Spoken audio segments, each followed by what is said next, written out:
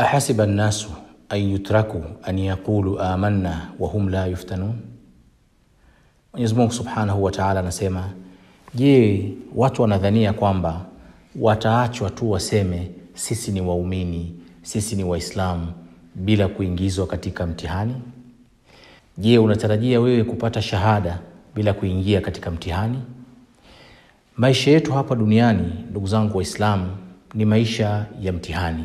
Na Mwenyezi Mungu Subhanahu wa Ta'ala anasema liyabluwakum ayyukum ahsanu amala, ili Mwenyezi Mungu aweze kuwapeni mtihani ni nani miongoni mwenu mwenye matendo yaliyokuwa mazuri.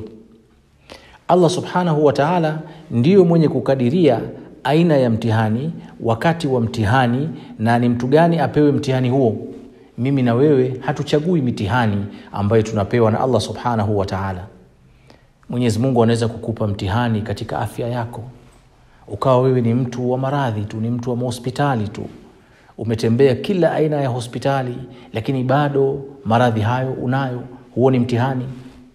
Mwenyezi Mungu anaweza kukupa mtihani kwa watoto wako, ikawa watoto wako wote ni balaa tupu, wanakuua, wanapunguza uhai wako, wanakupa stress katika maisha kwa sababu ya tabia zao.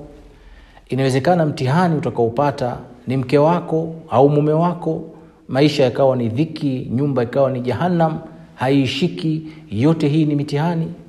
Mwenyezi Mungu anaweza kukupa mtihani katika mali yako uliyokuwa nayo.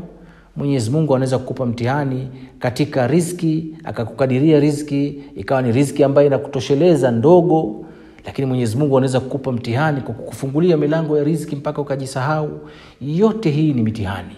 24/7 tunaishi katika mitihani ambayo Allah Subhanahu wa Ta'ala ametuletea. Lakini wewe utakapoelewa kwamba huu mtihani natakiwa ni ufaulu huu mtihani kwa kutoka hali ya kuwa nimeridhiwa na Allah Subhanahu wa Ta'ala, utafaulu. Kama ni mtihani wa maradhi, utaelewa baada ya kufuata asbabu za matibabu kwamba mponyaji ni Allah Subhanahu wa Ta'ala.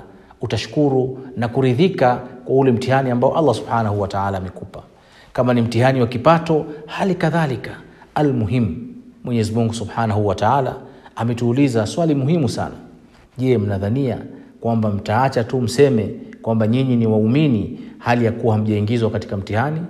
Unapoelewa yanayokuzunguka ni mtihani, ndugu yangu Muislamu, yanakupunguzia uzito wa maswali yenyewe ya mtihani, kwa sababu unafahamu kwamba ni Allah Subhanahu wa Ta'ala ndio anayekupima ili uweze kufaulu na upewe shahada, na shahada yenyewe ni kuridhiwa na Allah Subhanahu wa Ta'ala na kuingia katika pepo zake. Tunamwomba Allah Subhanahu wa Ta'ala anijalie mimi na wewe, ndugu yangu unanitazama, tuweze kufaulu katika mtihani huu wa dunia na tupate shahada ya kuridhiwa na Allah Subhanahu wa Ta'ala. Allahumma amin.